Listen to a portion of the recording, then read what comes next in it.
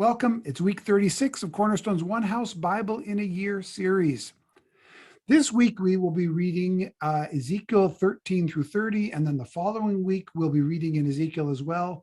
It's a big book with a whole lot of stuff going on. We started it last week reading the first 12 chapters, so we only gave you a short introduction to Ezekiel. Let's finish that introduction today before we get into the passage. First of all, remember from last week that while Jeremiah, Habakkuk, and Obadiah were prophesying about Jerusalem in Jerusalem and in the areas around Jerusalem, and they were prophesying about the fall of the city of Jerusalem, Ezekiel was prophesying the same thing, only he was 500 miles away in exile in Babylon. Remember that as you continue to read Ezekiel this week. You are reading a book that was written not in Israel, but in a foreign pagan land. So as you read it, when you keep that in mind, for instance, when he gives illustrations about what's happening in Israel, you've got to recognize he's doing it in Babylon in front of the Hebrews who had been exiled to Babylon, but also in a place where the Babylonians themselves could see what he was doing. The book is roughly divided into three parts.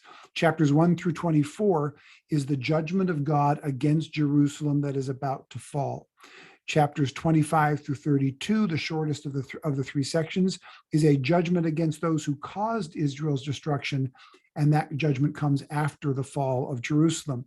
And then the final section, chapters 33 through 47, is a section of consoling the Hebrews in their loss and in their grief over the fall of Jerusalem, and it gives them some hopefulness for the future. So last week we started and we got about halfway through the first section. So this week we'll pick it up there in the middle of that first section, the judgment against Jerusalem and Jerusalem's fall, which is about to happen very, very soon.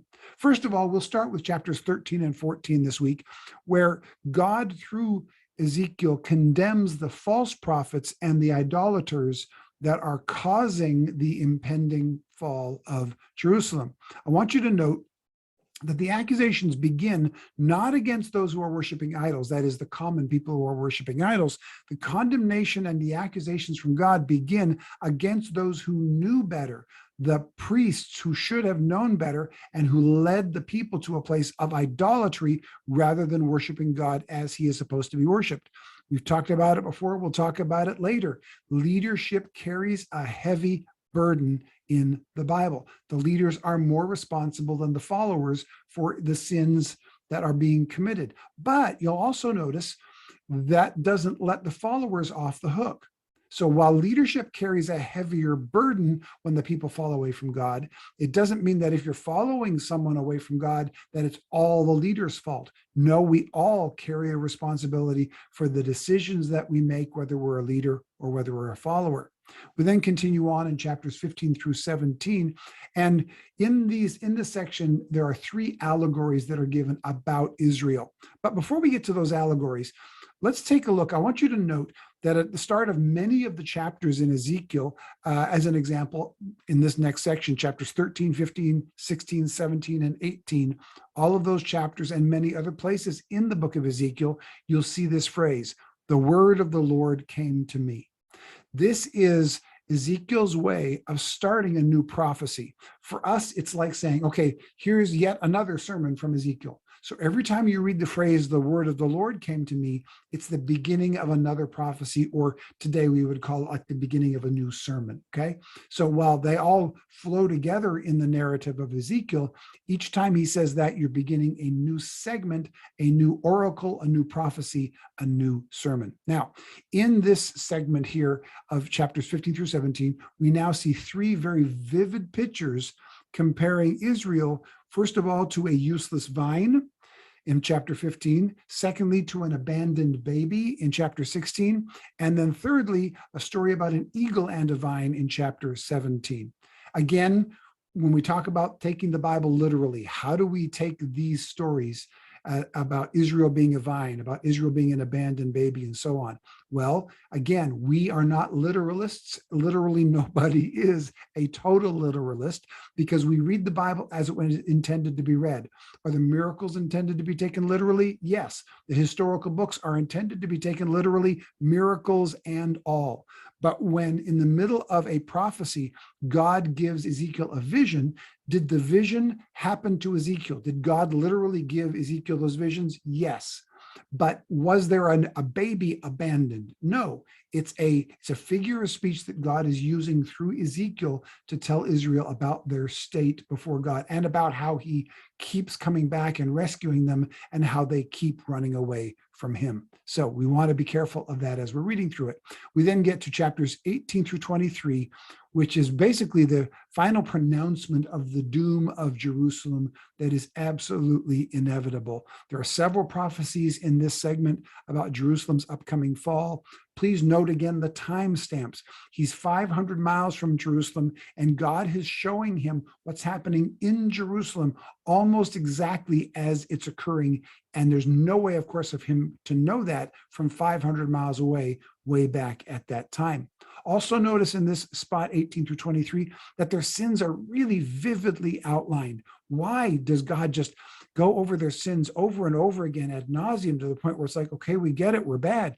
It's because he's done so relentlessly. No one, when the collapse happens, will be able to say, why did this happen? Or you didn't warn us. No, you were warned over and over and over again.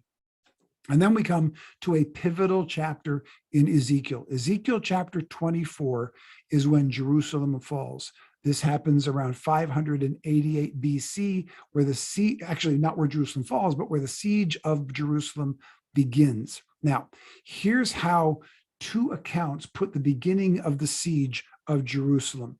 In 2 Kings chapter 25, verse 1. Now, this is going way back. In week 18, we read this, okay? So we're going to go way back for a moment. In 2 Kings 25, 1, we read this. So in the 9th year of Zedekiah's reign, on the 10th day of the 10th month, that's a very specific date, Nebuchadnezzar, king of Babylon, marched against Jerusalem with his whole army. He encamped around the city and built siege works all around it. So the siege of Jerusalem began on that exact day. We read about that in a historical account of 2 Kings 25:1 back in week 18. Now this week in Ezekiel 24 verses 1 and 2, written 500 miles away, we read this. In the 9th year, in the 10th month, on the 10th day. So it's exactly the same timestamp as we just read about in 2 Kings. The word of the Lord came to me. So this is when he receives the prophecy. On the day the siege begins, Ezekiel receives this prophecy. Son of man, record this date on this very date, because the king of Babylon has laid siege to Jerusalem this very day. You'll notice in those two verses, it gives you the date, 9th year, 10th month, 10th day. Then it says, record the date, this very date, and then later on, this very day. Are you getting the idea that God wants it to be particular? What he's telling him is, I'm giving you supernaturally what you could not know in the natural, that this is the day 500 miles away from you, the siege of Jerusalem is beginning. And then this record was kept in the book that we now know as 2 Kings and in the book of Ezekiel. They were kept written down for the next 70 years. They were separated from each other. In Jerusalem, you had the book of 2 Kings that was recorded this. In Babylon, 500 miles away, you had the book of Ezekiel where this was recorded. And for 70 years of the exile, nobody came back to join these books together. So these separate accounts were kept in separate books 500 miles apart from each other. Can you imagine what happened when they brought those two books together and they compared them and realized, whoa, this book was recorded 500 miles away. It's been kept separate for 70 years, and it says exactly the same date. Now, what also happens horrifyingly and tragically in Ezekiel 24 is that Ezekiel's wife dies. Ezekiel's wife dies, and then God tells him, you should go about your usual business, because this is a demonstration to the others that just as you are not going to put on sackcloth, you're not going to cover yourself with ashes, you're not going to tear your garments, you're not going to walk through the streets in tears, you're going to walk around like normal business, because this is how I, God, am acting towards my bride, Jerusalem. I will not mourn her siege because she has earned this. Now, obviously, Ezekiel's wife didn't do anything wrong. She simply passed away on that date. But God uses that circumstance to draw a very vivid picture. Now, let's pause here. Here's a man who knows that on this date, the city that he loves is under siege. On that very day, his beloved wife dies. And then God tells him, you walk around the city today and you act like you're fine. We talked about it earlier, the rule of the reluctant prophet. Why is it that prophets never want to become prophets? Because prophets are asked to do stuff like this. That's how challenging and difficult it is. So when people run around going, oh, I'm a prophet, and seem happy about it, that always is a red flag. Prophets don't want to be prophets because prophets have to go through difficult things like that. And then we'll conclude our reading this week in chapters 25 through 30. The book now shifts to the next and to the shortest section of the book.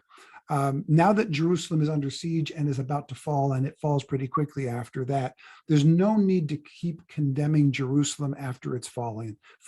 So now God turns his anger through Ezekiel against the enemies of God's people, those who came against her and those who have caused her destruction. So the question that you might have is, okay, well then how can God get mad at the people who caused Israel's destruction when God said, I'm going to destroy you and I'm going to use them to destroy you? How can God get mad at nations who he used to do what he wanted done? Well, here's why. When people do evil, that is their choice.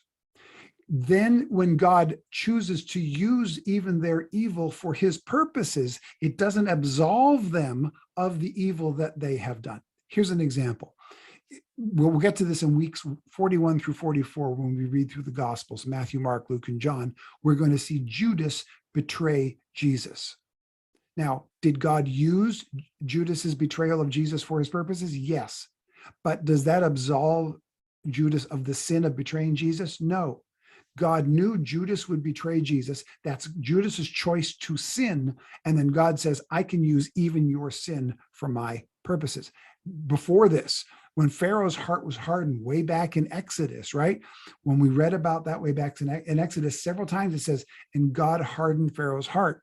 Now, it's not like Pharaoh was for the Israelites before that, and then God completely flipped him 180 degrees. No, Pharaoh already hated them. He didn't want them to leave. And so God just nudged him a little further in the direction he was already heading. It doesn't let Pharaoh off the hook for his hatred of Israel or for his sins. God simply allows the consequences of their evil to play out, and then he uses it for his own purposes. The guilt is still theirs. So what do we look for this week? First of all, notice the shift of tone at chapter 24 and beyond. It shifts from the condemnation of Jerusalem to the condemnation of those who came against Jerusalem. Secondly, notice the timestamps. These are real events that happen in real history. On the other side of that, thirdly, notice that the figures of speech and the visions that are given are not to be taken literally. They are visions that were literally given to Ezekiel, but the visions themselves are not events that took place. They are dreams, they are images, they are visions that describe God's principles behind the events that are taking place.